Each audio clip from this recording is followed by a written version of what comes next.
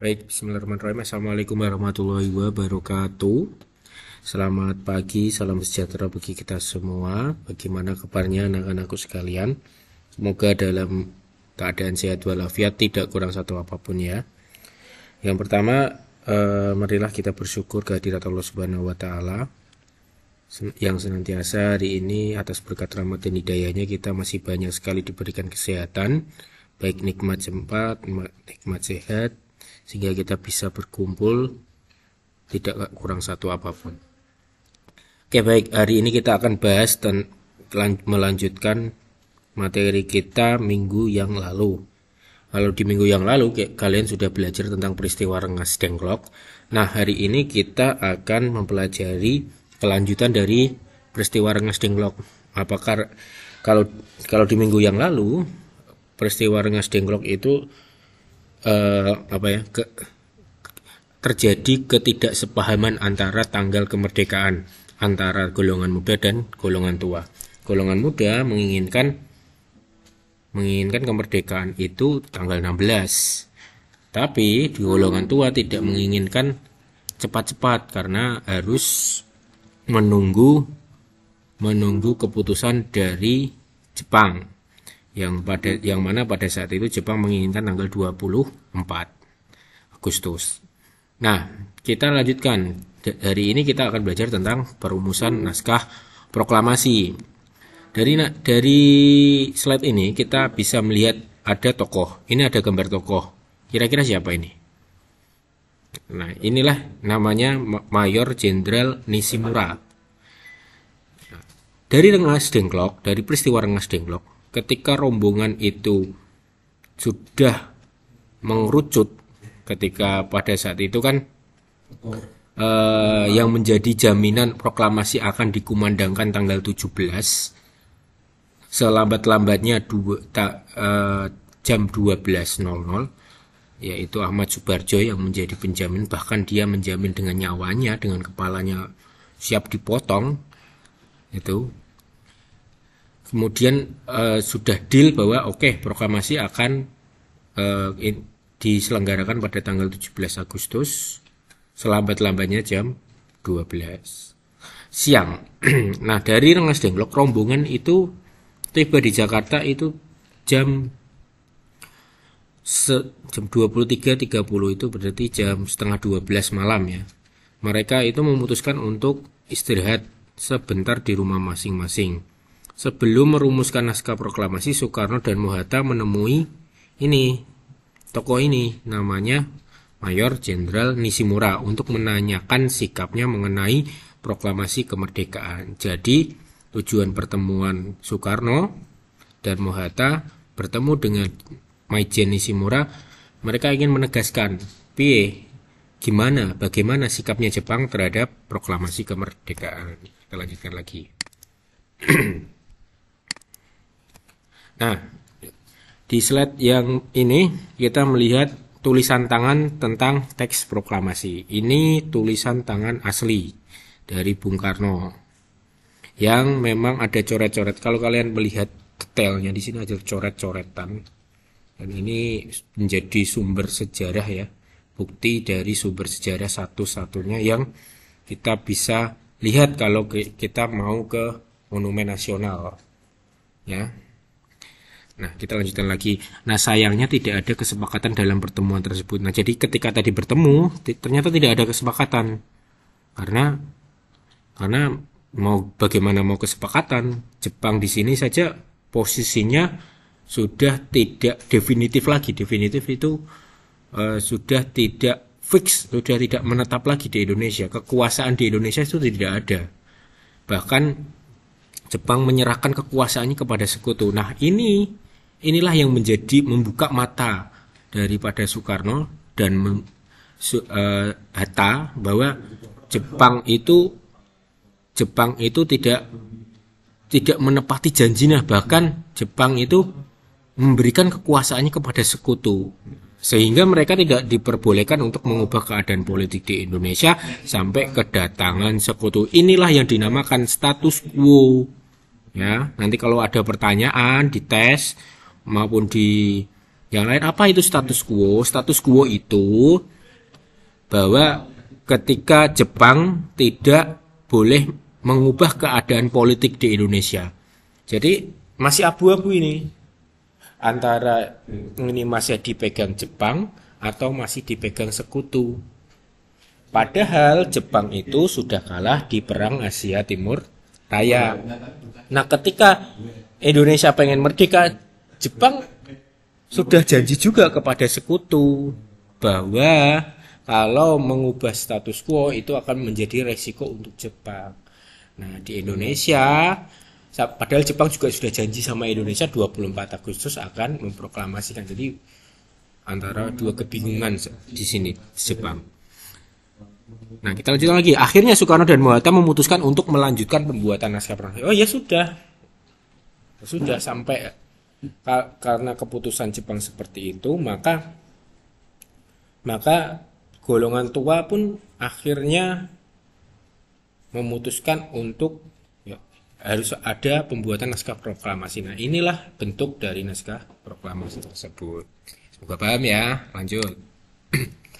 Nah, ini ada tokoh lagi nih. Ini juga kalau kita lihat dengan seksama, tokoh ini orang Jepang lagi ya. Kalau tadi Nishimura, kalau ini namanya Laksamana Tadashi Maeda. Ini Laksamana Tadashi Maeda. Kalau terkenalnya biasanya Muda Maeda gitu. Nah, setelah kejadian bertemu dengan Nishimura tadi, Soekarno dan Muhatta pindah lagi ke rumahnya ini, beliau Laksamana Tadashi Maeda. Nah, mereka tidak berdua saja, mereka itu membawa atau mengajak Ahmad Subarjo. Tujuannya apa kita kira-kira? Nah, siapa ini? Laksamana Tadashi Maeda. Nah, Laksamana Tadashi Maeda itu walaupun dia orang Jepang, ini memiliki kedekatan dengan tokoh-tokoh Indonesia dan beliau memberi jaminan keselamatan. Jadi pemikiran Tadashi Maeda dengan Nishimura agak berbeda. Kalau Tadashi Maeda atau Muda Maeda kalau kita biasa terkenalnya itu Muda Maeda ya. Ini dia lebih dekat dengan orang Indonesia. Dia bahkan mau menjamin keselamatan atas terselenggaranya proklamasi kemerdekaan Indonesia. Karena Jepang, menurut dia, Jepang itu sudah tidak punya hak lagi untuk menduduki Indonesia. Jadi, kalau menurut Nishimura ya sudah, kalau Indonesia pengen merdeka ya monggo merdeka. Berbeda lagi dengan Nishimura tadi. Kalau Nishimura, karena Nishimura ini mengaku kalah dengan sekutu, ya sudah, wilayah Indonesia itu miliknya sekutu. Dan Nishimura punya tanggung jawab untuk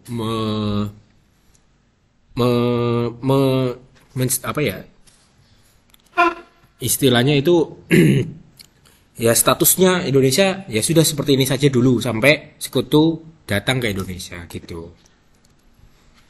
Kemudian kita lihatlah gambar lagi. Nah, ini juga teks proklamasi, tapi ini lebih rapi dan sudah diketik. Dan di sini kalau kita bisa lihat bersama-sama ada tanda tangannya Soekarno dan Muhatta. Pak, kenapa kok harus Soekarno dan Muhatta, Pak? Nah, itu jadi pertanyaan kita nanti. Oke, kita lanjutkan lagi. Kata proklamasi adalah sumbangan pemikiran Soekarno. Kalimat pertama adalah sumbangan pemikiran Subarjo. Jadi, proklamasi merupakan pemikiran pemikiran pertama Soekarno. Kalau kalimat pertama gimana? Kami bangsa Indonesia dengan ini menyatakan kemerdekaan Indonesia. Itu pemikirannya Ahmad Subarjo, dan kalimat terakhir merupakan sumbangan pemikiran Hatta. Kalimat terakhir itu gimana? Nih, hal-hal yang mengenai pemindahan kekuasaan DLL dan lain-lain diselenggarakan dengan cara saksama dan dalam tempo yang sesingkat-singkatnya. Nah, jadi ini Soekarno, ini ini Ahmad Subarjo, kalimat keduanya, dan kalimat tiganya adalah Mahatta. Nah, yang mengetik namanya Sayuti Melik. Kalau jangan salah, Sayuti Melik itu Sayuti Melik itu laki-laki ya, bukan perempuan ya. Dan ada sedikit perubahan oleh Sukarni. Pak, perubahannya yang mana, Pak? Nanti kita lihat lagi. Terakhir, Sukarni memberi usulan bahwa naskah ini sebaiknya ditandatangani oleh Soekarno dan Hatta atas nama bangsa Indonesia. Nah, ketemu ya. Ini Soekarno, kenapa kok harus tanda tangan? Karena ada usulan dari Sukarni. Kenapa kok Soekarno yang ditunjuk? Ya, kita coba pikir yang istilahnya yang memiliki andil yang sangat banyak untuk dia harus ke Jepang, dia harus ke Nishimura, dia harus ke Maeda, bahkan sampai memikirkan rakyat sampai seperti itu. Ya, menurut Soekarni, inilah Soekarno yang harus menandatangani naskah teks proklamasi, dan itu pun atas nama bangsa Indonesia. Berarti apa? Walaupun di sini hanya tanda tangannya Soekarno dan Hatta, tapi mewakili seluruh nama bangsa Indonesia. Apa bangsa Indonesia itu yang mana, Pak? Nah, itu nanti kita bahas di lain. Nah, pada pukul 4, bayangkan ini masih jam 4.30, setengah 5 subuh, dan mereka hampir tidak tidur. Tokoh-tokoh yang tadi kita sebutkan tadi hampir tidak tidur. Soekarno, Subarjo, Sayuti Melik, sampai seperti itu, Soekarni dan lain sebagainya hampir tidak tidur. Dari setengah 12 mereka tadi dari Rengas Dengklok sampai ke Jakarta menemui Nishimura, menemui Maeda. Ini mereka tidak tidur loh, bayangkan. Sampai sebegitu memikirkan bangsa itu, sampai seperti itu. Nah, 4.30 konsep naskah proklamasi selesai disusun. Nah, inilah yang menjadikan bangsa kita menjadi bangsa yang merdeka. Nah, ini ada gambar lagi. Ini gambar apa coba? Kalau kalian perhatikan, ini seperti lapangan ya. Kalau ini seperti orang mau orasi mau demo, mau kampanye. Nah, apa yang mereka lakukan?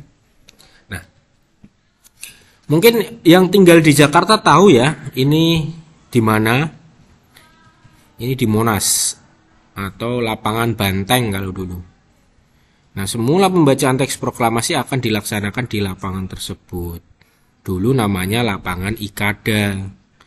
Namun Soekarno merasa jika diadakan di tempat yang luas dan ramai, hal itu dapat menimbulkan bentrokan antara rakyat dan militer Jepang. Nah, ini sampai hal-hal yang sedetail ini loh dipikirkan, biar tidak menjadikan resiko nanti ya ketika diproklamasikan, rakyat kumpul di situ, terus di situ ada Jepang itu tentara Jepang bawa senjata. Nah, namanya proklamasi kita itu hal-hal yang emosional itu gini maksudnya. Emosional itu apa ya? Kita itu sudah lama hampir 350 tahun dijajah. Baik Belanda, Jepang, Portugis, Spanyol. Nah, ketika ketika dijajah selama itu, timbul perasaan aku ini sebuah bangsa, saya sudah terlepas dari cengkeraman, saya terlepas dari penyiksaan dan lain sebagainya. Itu menjadi perasaan-perasaan yang emosional. Ketika melihat Jepang, itu mereka diandaikan seperti, oh itu penjajah, saya harus lawan. Nah, itu yang tidak diinginkan Soekarno. Nanti jadinya akan bentrok, chaos. Kemudian ia mengusulkan untuk menyelenggarakan proklamasi. Di mana proklamasinya? Akhirnya dari yang awalnya di lapangan Ikada di Monas itu dialihkan di rumahnya Insinyur Soekarno di Jalan Pegangsaan Timur nomor 56.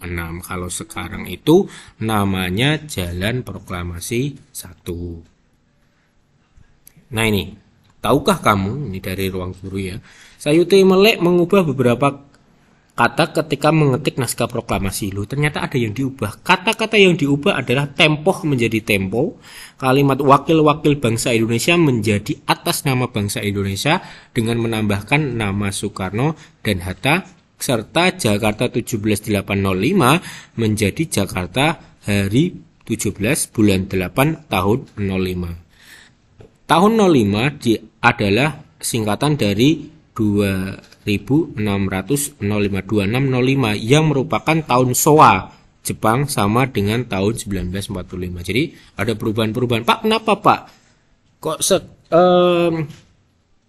Kok kalimat-kalimatnya atau kata-katanya beda Pak dengan sekarang? Nah, inilah ejaan dalam bahasa Indonesia yang belum disempurnakan. Kalau sekarang ya kalau menurut tanggal ya Jakarta hari bulan ini langsung saja Jakarta 17 Agustus 1945.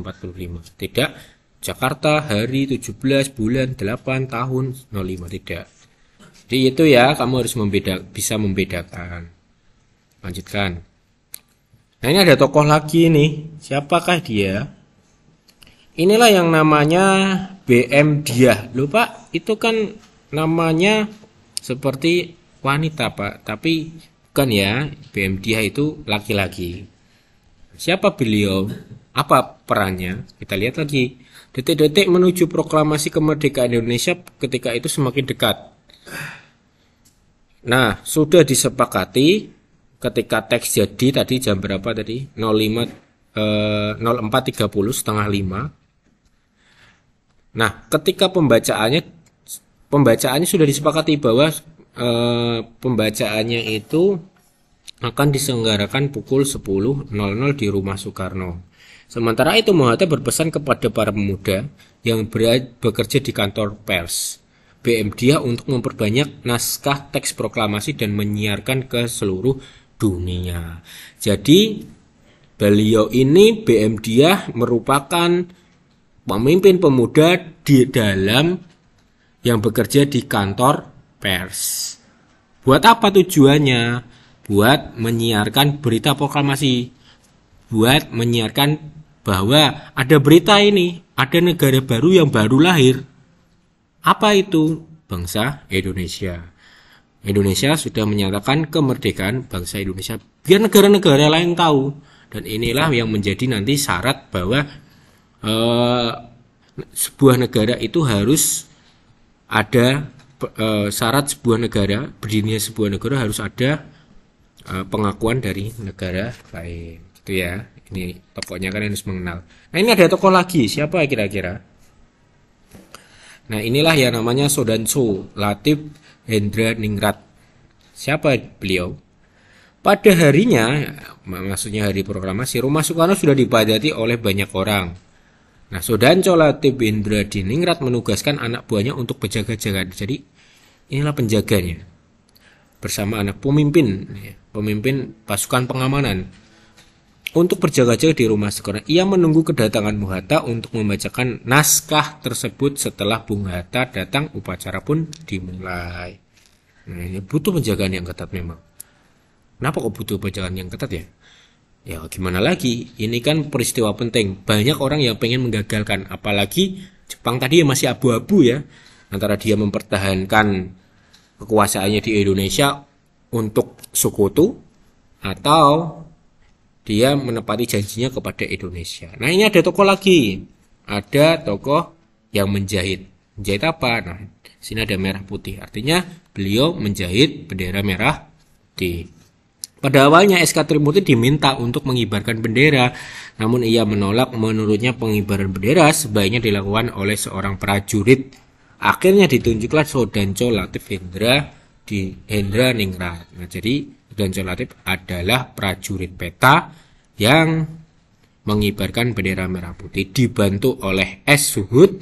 Sementara itu bendera merah putih yang menjahit adalah Fatmawati Soekarno, istri dari Insinyur Soekarno. Upacara berlangsung syahdu dan para hadirin spontan menyanyikan Indonesia Raya ketika bendera dikibarkan. Nah, itulah awal mengapa sekarang kita kalau upacara harus mengibarkan bendera merah putih, menyanyikan Indonesia Raya. Nah, inilah dari awal proklamasi kemerdekaan Indonesia. Nah, inilah kalau kita lihat ini suasananya ya. Nah, sangat khidmat, sangat orang tidak ada yang guyon, ini nggak ada yang guyon, sangat suasana kebatinannya itu loh. Dia sangat hormat, sangat istilahnya sih, sangat mensyukuri kemerdekaan, sangat menginginkan kemerdekaan. Dari suasananya, dari kita lihat gambarnya ini suasananya sangat emosional sekali. Inilah gambar Soekarno, gambar dia. Nah, itu hari ini sedikit dari saya, dari kami. Terima kasih atas perhatiannya, tetap belajar ya, semangat. Saya akhiri dari kolam, wabillahi taufiq wal hidayah. Wassalamualaikum warahmatullahi wabarakatuh.